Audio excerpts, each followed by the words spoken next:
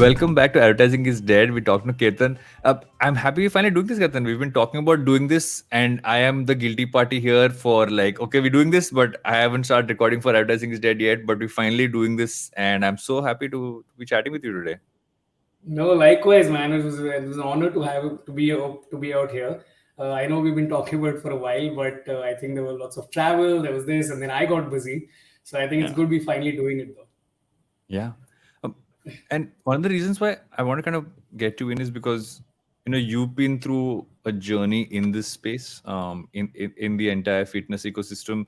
I'd first want to tap into how you even got into it, because I know you've had almost like you've had multiple layers to where you are right now. Has this always been an area of interest? And at which point did it go from an area of interest to becoming an entrepreneurial interest? Yeah. So basically, so I mean, I always had this whole thing about being fit. Raised in the 80s, right? We Mm. had very very unreal body image. These things that we had. You got Rambo, and you had Arnold, and you had all of these guys. Sylvester Yeah. growing up, GI Yeah. Joe. Even our Yeah. toys had were extra this thing, and always growing Yeah. up, it was Extra like, dude, muscles. how do you get stuff like that? So, growing up in a very South Indian, general family who eats a lot of rice and a lot of dosa and a lot of South Indian food, I grew up to be one of those sort of skinny, fat, kind of people who never had this thing, was never picked on teams, and Yeah. always strove to get, how do I get there? And and then I tried a bunch of things. I mean, I grew up, obviously did my CA and start working, and each thing sort of layers onto the previous one, and you start thinking, I'll do it later once I've finished studying, once I finish college, when I'm Mm. doing, etc. And then I tried a lot of things. I said, okay, now I have the time, let me start doing something. And I literally, at the age of 30 is when I really start doing things. And I think I tried about 35 different programs. Like if you look at my desktop and you look at one of these folders that I have on fitness, there are at least 30 to 40 different programs, either that I've paid for or just downloaded free or just tried Mm. at some point. But that enthusiasm eventually didn't get me anywhere. Honestly, I tried all of that, and then come 2016, I met a friend, and I decided to actually put this little bit of fire in about this about the whole thing about fitness into a business. And I said, let me Mm. try doing something with it, so that and I then became a little bit, I ventured into becoming an entrepreneur at some thing. It was a side hustle. Obviously, it was a gym in Bandra, in Khar Bandra. Mm. And that's when just living and breathing amongst those people who were my coaches, Mm. how figuring out those things. And we had a lot of models and athletes and sports people who came there. And just understanding from them as to what did it take for them to always get to their goal. Like, a guy Mm. going up on stage has an end date, right? It's a deadline. Mm. Person who has a Yeah. movie to shoot or a sport to compete in, those dates are typically fixed. So we try to understand how do they do it in that limited amount of time or whatever, and you just Mm. realize that actually just small things that are honestly very not so sexy are the things that Mm. actually eventually work, right? It's like Yeah. bodybuilders, if they published their own workouts, they would just seem like the most dreary, boring things in the world, because they do the same things over and over again. The same with Mm. their diets and whatnot. So effectively, that's how I sort of got into it. I took the long road. I did tried all the shortcuts, which effectively turned out Mm. to be the longest road possible. Yeah. But in the end, I think I sort of figured out that it's the small things done consistently over time, but with some, obviously, some guidance in terms of having somebody to tell you this is what you should do, and somebody to hold you accountable. So that's how the entire thing was sort of conceptualized. And so when you talk about Alpha Coach itself, right? One of the things which I find interesting is your approach isn't to go after saying, okay, we'll take, because what a lot of people did is build an app out, build a platform out, get coaches, have instructions there, get it onto the app, and in some ways do some live sessions, etc. But your what I've actually found interesting is you actually look at it from a data standpoint as well. There is certain level of Yeah. tech involved there. There's data that you're taking from the people who've signed up. There's a strong component of that. So how do you look at this whole tech plus human aspect playing into this specific market, especially as this space really evolves and booms in the time right now? Yeah, so tech is primarily, I could say at best an enabler initially, right? So what Mm, happens is that you have a bunch of data, which let me give you an example. Let me give you an example. Think of your body being transparent, right? If you were to know what mayonnaise did inside of your body, or that mm, huge piece of cake did inside of your body, and you could actually see it sort of messing with your organs, spiking yeah, your insulin levels, giving you that, adding to the fat, and actually seeing that journey, I think we'd mm, all be put off and never eat mayonnaise in our life, right? That's the example. yeah, But we can't, unfortunately. So what's the next best thing you can do is to gather data around what happens to your body across various these things, whether it's your heart rate, your weight gain, your food log, what sort of macros go inside and whatnot. So an app, therefore, is from an input perspective, initially mm, seems a little daunting. But what mm, happens is that it starts to curate or rather calculate a lot of this data, which actually tells the coach a lot of things, right? So whether yeah, it's their training and the intensity with which they did it, the kind of foods that they eat, and then the coach, what they do is that they actually sit around and just look at it like from a 30,000 feet distance to say, okay, this is what went in, which is your inputs, which is your training, your steps, your average heart rate, your sleep, your foods, and all the stuff that you did.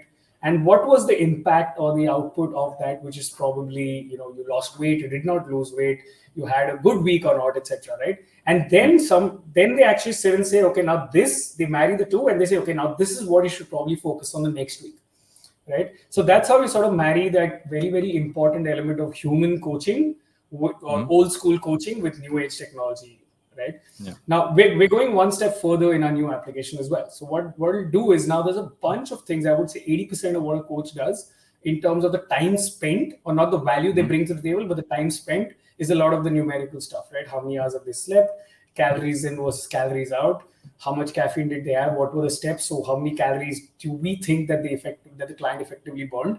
Now all mm, of that we're automating, including giving meaningful nudges, when you eat certain things, meaningful recommendations to say, what, rather than saying giving you a diet plan tomorrow for eat bajra roti and dal or whatever, mm, but to actually start giving you better recommendations in the same palette that you would be eating in any case, right? mm, Like a South Indian mm, guy being saying have chole puri will probably mm. not really get excited Exactly. by Yeah. it or be able to stick to it.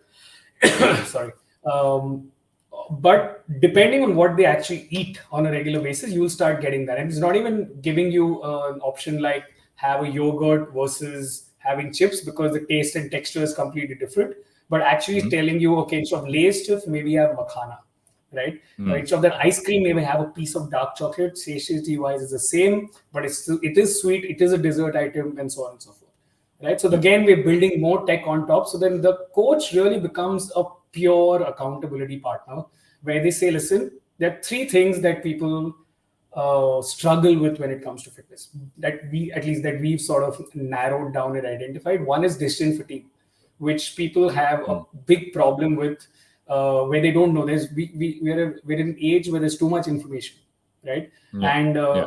And rather than saying, okay, we don't know what to do, there's so much that there's actually they're struggling with doing this versus that, right? Yeah. What do you The follow? second, what do you follow? There's so Yeah. many freebies on YouTube for that matter. And then you have the lack of consistency, because there's nobody holding you sort of accountable on that. So the coach actually brings in that accountability factor to hold you true to your goals and checking up on you every now and then, and therefore thereby making sure that you're consistent in your progress. And those two things itself will just take you a long way. So if I can take a step back and say that, at the point when you made that transition from what was in a sense a brick and mortar business, right? Look at a Yes. gym, it's a physical space, there's a certain level of investment that goes into that. The way of functioning, that's very different. And you move towards something which is online, tech driven, etc. What were your learnings in that transition, as someone who's kind of helping kind of grow and build this? And what did you kind of learn as you started? Because the consumer teaches you so many things, right? The consumer teach you Yes. like, okay, these are your preconceived notions about me, but that some of the stuff is not true. What did you learn during that transition, and when you kind of started off? You mean offline to online? Yeah, offline to online, and from the consumer in general. Yeah, so here's the thing, fitness is still very, very nascent in India. right? There are Yeah. probably 2% people in India that actually go to a gym.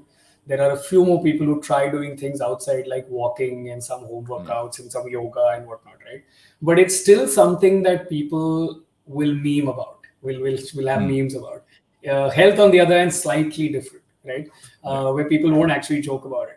So, but the thing is that yes, Pete, there is obviously the last 2 years there's been a huge acceleration towards people actually looking forward to doing it, so they don't get caught on the wrong foot when, say, God forbid, COVID-19 or some other nonsense hits, right? So Yeah. they're starting to say that, okay, let me start at least managing my health a little bit, such that we're not caught on the wrong foot. We're actually making sure that we're leading a healthy life. We're just sort of making sure that you're just meaningfully trying to do something and sticking to a routine because you just want to be Mm. fitter than what you thought. And now it's got probably climbed up one notch on the, as I call it, the hierarchy of life's priorities, right? So it's probably Yeah. down. It was down to six. It was on 6 or 7. Now it's probably 4 or 5 right now. Mm. But still, there's a lot to be to educate people and whatnot.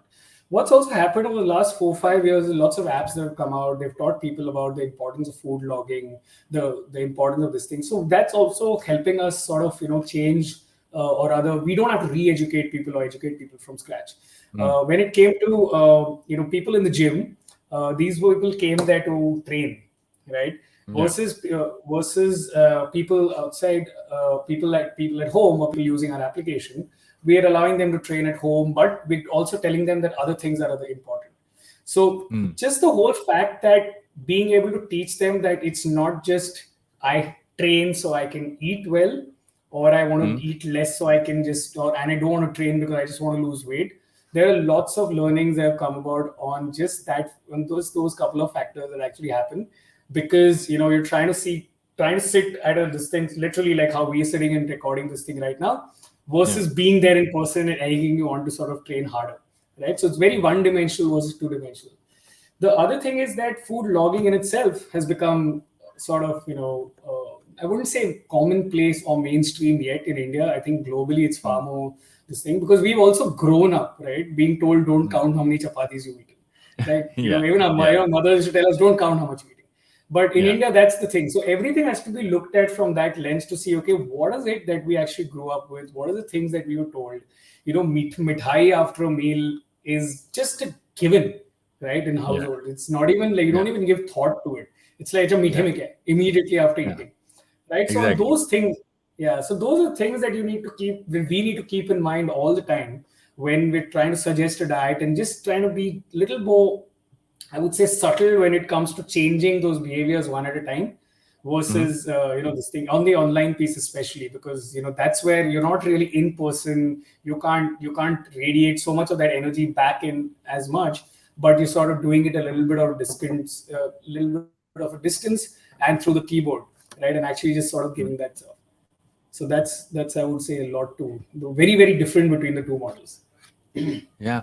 And and I think what's also interesting is that there was this entire surge towards, okay, I need to figure a way to be fit from home, and not just fit, like be healthier from home, as COVID happened.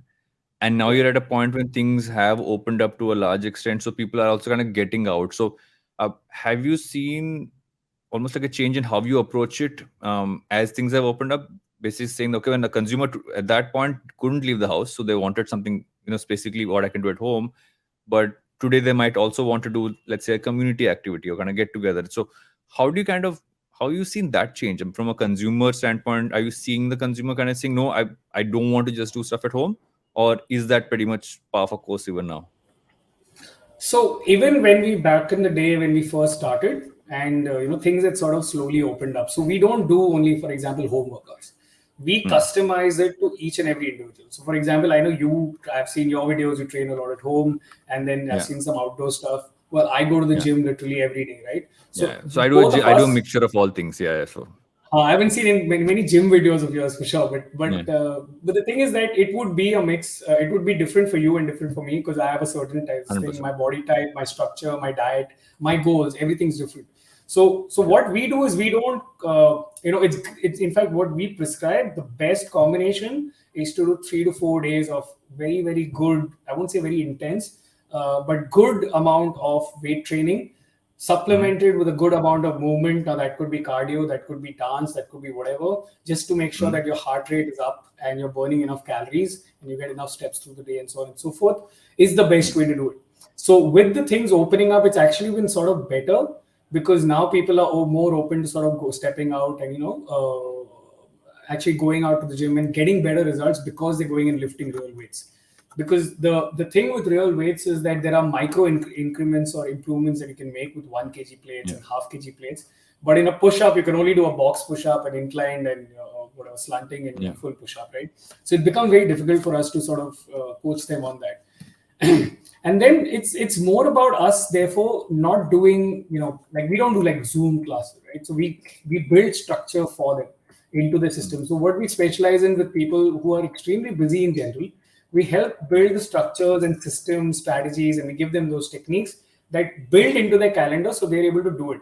So one joke I always make, I live like Subodh from Dil Chahta Hai, because I sort of live by the calendar, and I say okay, it's time for training. I have a go crazy in the gym sort of a calendar reminder, and I have something to hydrate, and I have something to go eat my food and whatnot.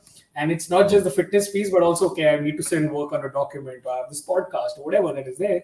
But the thing is that you only have those 12 hours a day, right? I mean, the rest of the 12 hours is you're sleeping, you've got your other stuff, you've got your traveling, you're getting ready. You can't obviously do that. But how do you best manage those 12 hours a day, right? Now that's where you say, okay, now let me fill out those, that age-old story about filling the rocks and then the pebbles and the sand. And we actually help clients build that into the day, so that you filled up your rock, your cardio, your training, your meals, etc. And then we say, okay, now schedule the rest of it around that, obviously during the workday, so that you've already fixed everything up ahead, right? And what it allows you to do is that a lot of people think that, oh my God, he lives by a calendar and everything's set out. But it's just like writing down your to-dos for next day, the previous night. Just having a calendar, allows you to think about more things that you can do in your life. And that structure actually gives you, I would say, more freedom to be able to do a lot more. So that's sort of what we help people, build more than this thing. So the gyms definitely help, for sure, to answer your first question. And that sort of allows us to help them to sort of build a better physique in the long run. As you're talking this one, and I feel this is where the whole space is kind of going, right? And I want to take a broader point of view on the entire ecosystem, is that you would always consider health to be a separate category from fitness, which is weird in hindsight, because they're so they're pretty much it's like left hand and right hand, right? In that sense of the word, they need to kind of work function together. But we always looked at the let's say the gym or going running, etc., as one thing, and then you'd have how you eat, how you look at your health, all of that as a separate thing. While you would always talk about it, I don't think we ever saw them as one ecosystem. So when you look at this entire market right now, saying obviously there is a focus on fitness, on your health, on what you eat, on everything else. What do you seeing in today's time? What do you see the big opportunity being, and what are you really tapping into? So this is where we're really digging in, as we focus towards the future, because this is where we find ourselves right now. Right. So fitness is preventive healthcare, right? I mean, it's something where we are trying to prevent somebody from having to pay huge bills, actually take a toll on their health, actually take a toll on their family, work life, and everything. So fitness is what I would call is preventive healthcare at some level. And what we're building, right now, and actually the opportunity that does lie in there, is to allow people to get, as the old saying goes, reward people for prevention rather than penalizing them for a cure, right? So, for example, one big example of that would be insurance, right? If we have any pre-existing condition, if we have a family history or a vice, then we are penalized and we're charged for more premium than the person next to us, right? Even at the same age, everything else. But are we rewarding people who actively take part or take care of the health? Are we rewarding them for being preventive? Are we rewarding them for making sure that they log their foods and therefore eating more mindfully?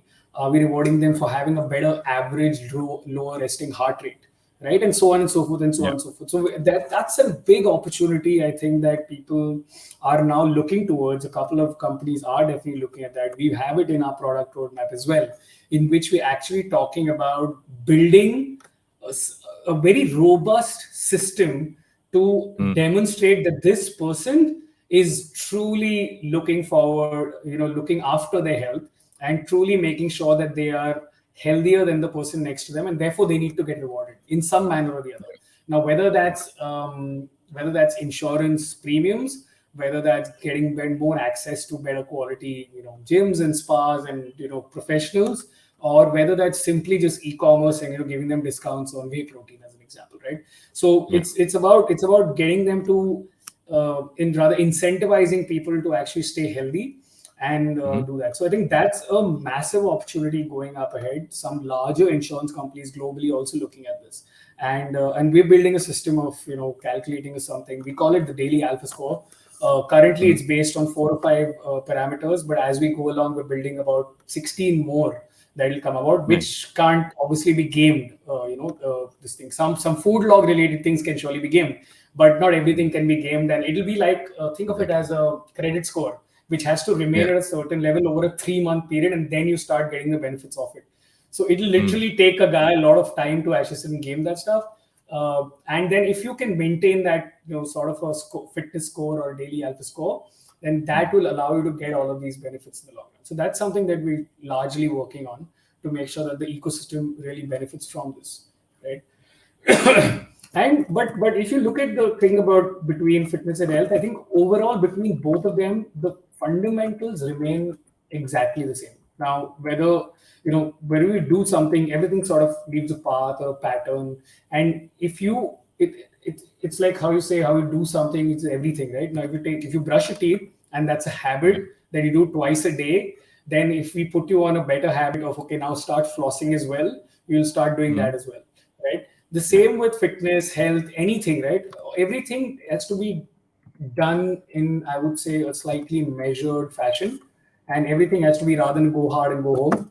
So all of these eventually play out together into each other, wherein if you mindfully eat well, which is a great, food's like the best supplement, as they say. If you eat well, your health is going to be much better in the future. So it's just like any large project that you start today. So if you were to start working on a book like your book, right, you Yeah. would have start thinking about it much more in advance than when it actually came through, right? Similarly, True. True. fitness, I would say, are the seeds you sow towards better health in the future, which is why I call it preventive health. But you will only see the benefits of that 2 years or 5 years in the future and not today. So the more you put your head down and work, 5 years later, you'll be thanking your older self. And that's, I think, the large connection between the two. Now I have a bunch more questions to ask you, but I know we need to go for a quick break. So we're going to do that and be right back with Advertising is Dead. Hello, hello, hello. It's been another great week on the IVM Podcast Network. On the 100th episode of Marathi Kirkitun, the Deshmukhs talk about their podcasting journey and how the podcast came into their life. They are joined by their son, the traveling professor, Smarter with Sid host Siddharth Deshmukh, and IVM co-founder Kavita Rajwade. On Simplified, Chuck, Shrikit, and Naren discuss the fascinating topic of cryptocurrency and blockchain with guest Siddharth Rao. On Naan Curry, Archit speaks to writer Samanth Subramanian about how he writes about India's diverse food habits, and the two geek out over their favorite coastal cuisines. On Credit Smart with Sybil, Anupam Gupta, host of the Paisa Vaisa podcast, and Sujata Ahlawat, Senior Vice President TransUnion Sybil, shares the steps to begin a credit journey and also tell you how to maintain a healthy credit score.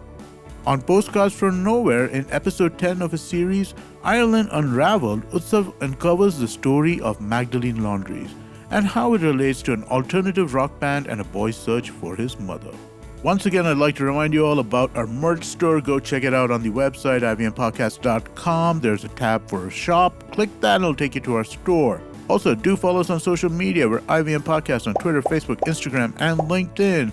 Please do spread the word about the show. That really, really does help us. And finally, do remember, rate us or review us wherever you are listening. And that could also be YouTube. We have a number of channels on YouTube where you can go and check out our shows. You can go and find those channels on ivmpodcast.com/YouTube. And finally, we'd like to thank our sponsors this week: HDFC Mutual Fund, TransUnion Civil, SBI Life Insurance, Checkpoint Software, and Smallcase. Thank you so much for making this possible.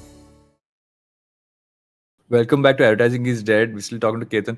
Now, before we went into break, I think what you spoke about in terms of what health can actually do, especially the metric. I find the alpha score piece super interesting, right? Because in many ways, this is something which I think the world has been moving towards, is to say that the way we've calculated how insurance works, how you look at so many of those things around our health. Is there a more technology driven way to kind of look at that data, so it kind of gives you a better scope of where things are?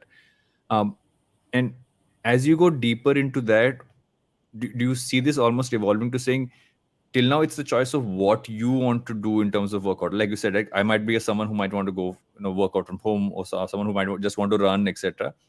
Do you see this also getting fine-tuned to saying, okay, this is almost what you need to do from the form of workout that you need to do? Or is that something which is still flexible? Am I moving it towards too rigid a form? It depends again. So there is an optimum way to do it, right? And then Mm. there's a how I would want to do it in my way, and that is sustainable for me, right? So fitness is not about a 12-week plan or a 40-day challenge or 25-day. Yeah. Right? It's a None of lifestyle.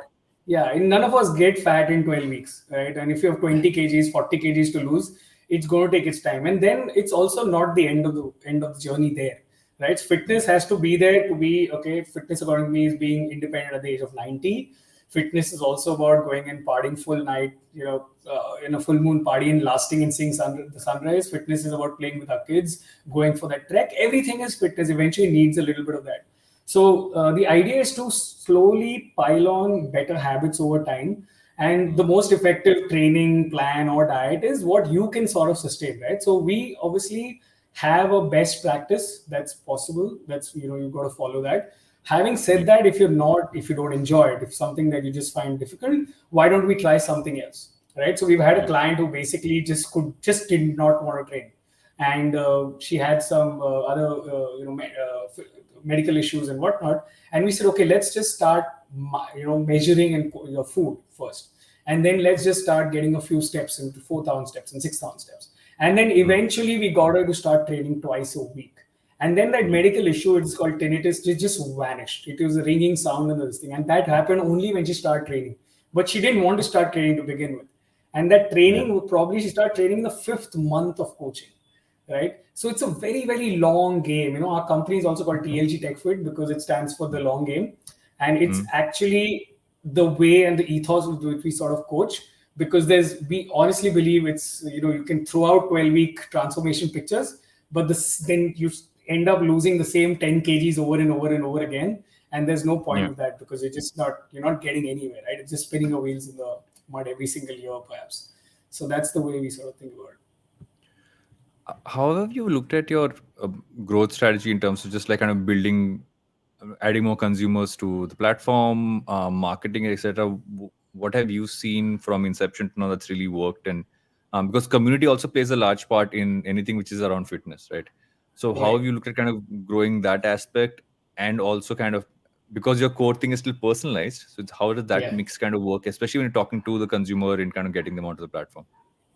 Yeah, so growth has been measured and has not just been crazy all over the place just to get users, right? So our first app, which is the Elite Human Coaching, which we call Elite, that one is a pure one-to-one. There's no free download and whatnot. So you can't just go out and get hundreds of thousands of downloads and users and installs. So there we've gone a very, very measured approach. We've gone out, spoken to consumers, got a lot of referrals, got a lot of people who's talking about it, and because we don't throw out too many transformation pictures and stuff like that, it's been slow and measured, to be very honest. And we have about 1,000 plus customers right now, all of who pay us a reasonable amount per month, right? So it's slow go ramp up on that side. On the other side, however, we've literally just launched an open beta on the free app. That's got 35,000 downloads already in under a month. And you're like, okay, that's a completely different animal, completely different. There we're actually trying to come to terms to, okay, who are these users who's downloading? Where did they come from? Obviously, we have metrics for all of these, but it's just we're still trying to understand who are the people who are actually using our application, what are they actually enjoying in it, and then we're starting to build around that. right? Not just the not the next set of functional features, but the next set of community features. As to like getting a little bit of a feed in there, getting again incentivizing through leaderboards and gamification, rewards, all of that stuff, right? So it will eventually. So people like to we're social animals, right? People like to do stuff, especially fitness. People love doing this thing. They get competitive. That's why CrossFit is such a hit in general, right? Because everything it is completely gamified, right? Even if you and I are completely different age groups, fitness levels, I would see your name up there and say, dude, I want to go out and hit that much of a deadlift or whatever. Exactly. Yeah. So that little thing, that little element of gamification is what gets a lot of people excited. And we're obviously adding that, and we're also adding a bit of a community feature wherein where every person can become, you could say, like an influencer in their own community. When I say that, I mean that, okay, you know what, if you say you like functional fitness as an example, rather than old school bodybuilding, and if somebody asks a question on the feed about that and you answer that, you start rising up in the rank just like Cora, right? So within that, you will start getting recognized through stars or whatever, such that you start becoming a little bit of an authority in that particular niche of yours. And each person can sort of build that, answer questions, ask questions, exhaust their credits, earn credits for various things. And the more you answer, the more of an authority you have, that much more of an X that you can make on your coins and whatnot, right? So it just helps us make people more engaged and help others as well in the community, rather than just some experts sitting out there and answering questions as coaches. Now others can start helping each other. That's the way we sort of building it out. The other side of being an entrepreneur is also building the right team, right? Building the team that kind of works with you to kind of build everything out. How has that process been for you? When you're going out to look for people to kind of hire, it's not just the coaches; it's also obviously a lot more hands and legs involved. So how has that been for you? And when you go looking out, and because a lot of people who listen to this podcast also are looking at what opportunities might be there for them across for their own careers. So what do you kind of go look for, but also like how has the process of kind of building the team also been for you? Wow. Okay. So team building, we have a very, very simple, I would say, and very, very, very hard-coded methodology there. We, it's built on the whole Navy SEAL sort of this thing in which they value trust more than skill sets. Skill sets can be moderate to good. It need not be the best in the world, but trust has to be 100%. So we value fit much more than the individual stars, right? So, and this is, I think people in the office are tired of this example of mine, but since hopefully there'll be newer people watching this podcast other than just the guys in my team, is the whole 2014 World Cup, right? Where Argentina had Messi and Germany had a whole team. And they just beat the pulp out of them. And honestly, that's the way we sort of look to bringing people in. They interviewed by 3-4 people amongst not just by managers and CEO or whatever, but also people from within other departments. People actually understand, do they have the same amount of fire, drive, ambition? Will they be a good fit for even just having a beer after work? Will they be will they be able to help each other out when there's times of crisis? And just now, because this whole funding winter and all of this stuff that we are all going through right now, when people are not willing to spend on fitness because everybody's trying to hold on to costs right now. We were also in the midst of raising capital, a bunch of other things that hit. The entire team stood by with us as founders and stuff. And where we were not one day did we feel like, oh my God, how do I talk to these guys?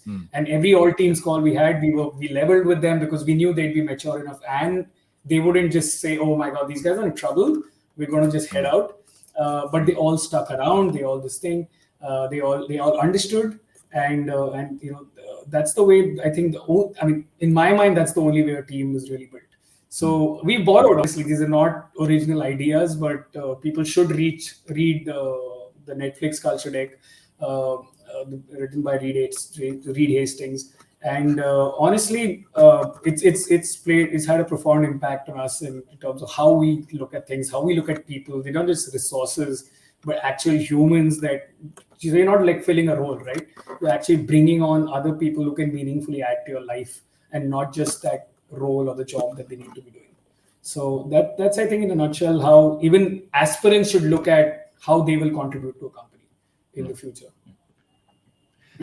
And what have you learned about yourself as an entrepreneur, right, over this journey? Like, if you look at the time from you began to now, there's always a bit of like self-discovery about, okay, 1 second, I've learned this, not just about how I function, but like how I am.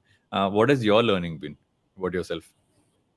I think honestly, if we all did things that we actually enjoyed, waking up and getting excited about waking up or getting excited about a Monday, I think we'd be such happier beings. To be honest, I think this work life right now demands, I mean, without exaggeration, 10x of the energy and the hard work that I did in my previous job, where I was in private equity, also considered high pressure, a lot of work, a lot of this, a lot of high quality work, right?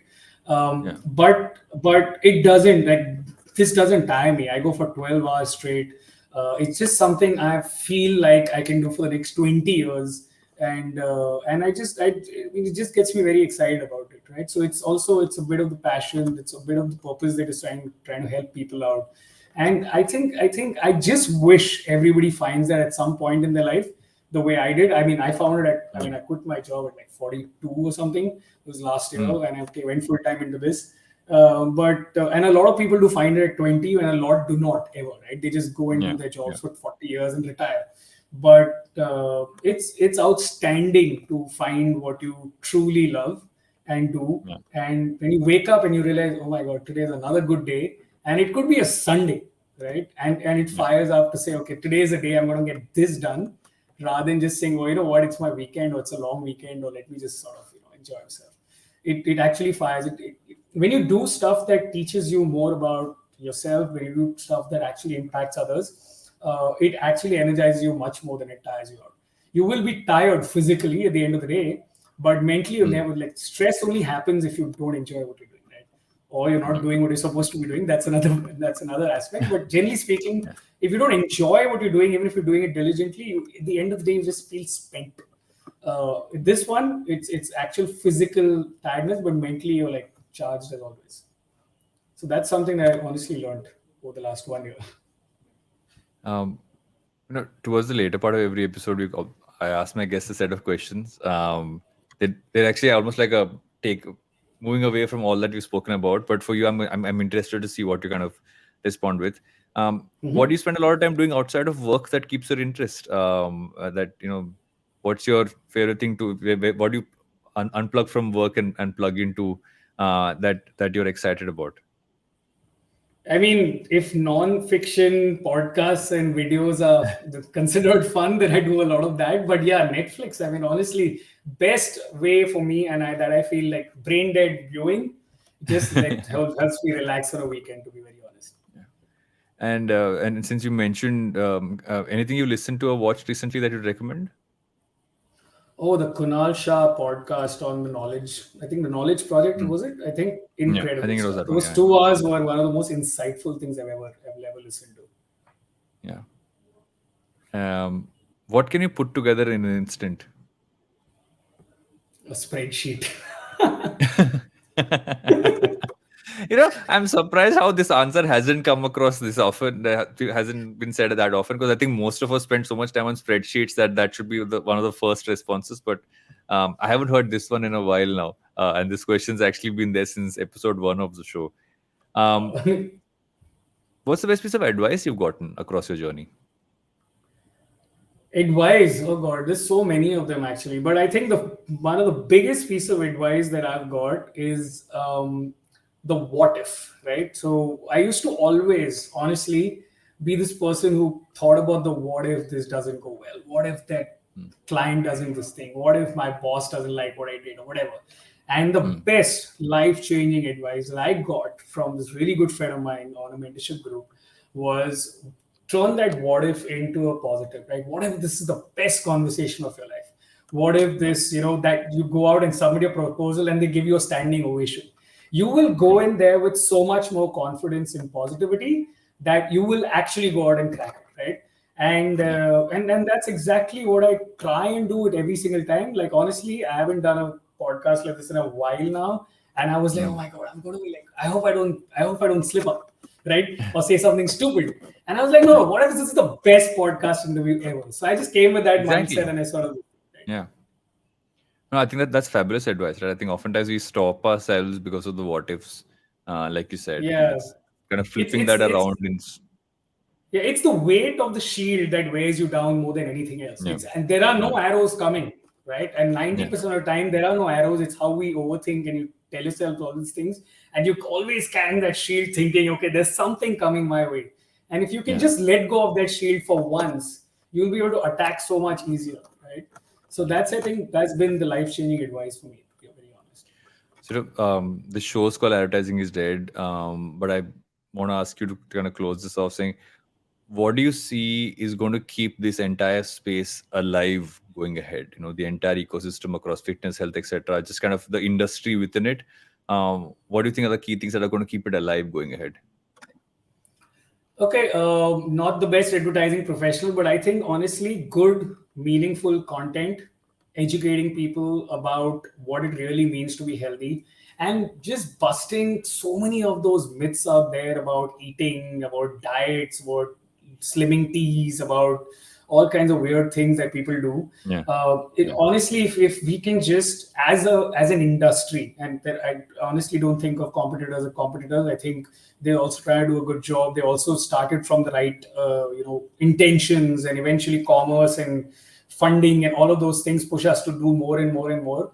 But I think if we can, as an industry, give out true information to people who need it and elevate the general health and fitness of the country and eventually the globe, I think it'll yeah, be the single most simple CAC free business bringer for all of these companies and us as well. So we try to do that, to be honest. We try to stay true to our word in everything that we do ourselves in our daily life. And I think if people just practice what they preach, they'll preach the correct things. And therefore, I think overall that will be how this industry grows and sort of helps others as well. Thanks so much for doing this, Ketan. It's been fabulous talking to you. I think we've got a ton of not just insights but understanding of this entire space and how you're looking at this evolving, and also I think most importantly how we all look at this from like a one-dimensional lens, but there's so many dimensions to it, like you mentioned, in terms of how you're looking at it. So I'm super excited about what you're building, and looking forward to seeing how this evolves. And thank you for coming on Advertising is Dead. Thank you so much. Thank you so much, Varun. I think it's been a pleasure. And I like the way you said how it evolves. Our new app is, by the way, called Alpha Coach Evolve. So please go check it out and Perfect. download it if you're on an Android right now. But the iOS version is coming out in a couple of months as well. Yeah. Awesome. Thank you so much. Thanks a lot, Varun. Appreciate it. Thanks.